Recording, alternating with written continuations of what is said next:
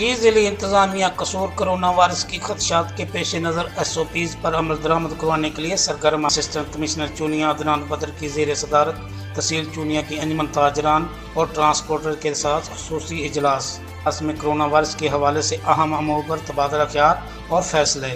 دکانوں پر سینیٹائزر کی دستیابی کو یقینی بنایا جائے گا۔ اوور چارجنگ کی ہرگز اجازت نہ ہوگی۔ اوور چارجنگ کرنے والے کے خلاف قانون کے مطابق کارروائی عمل میں لائی جائیں گی۔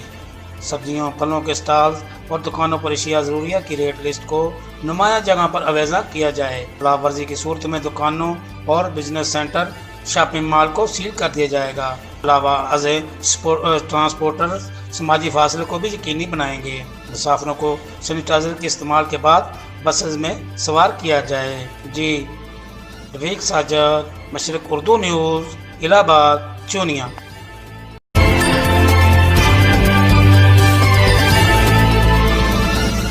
مشرق اردو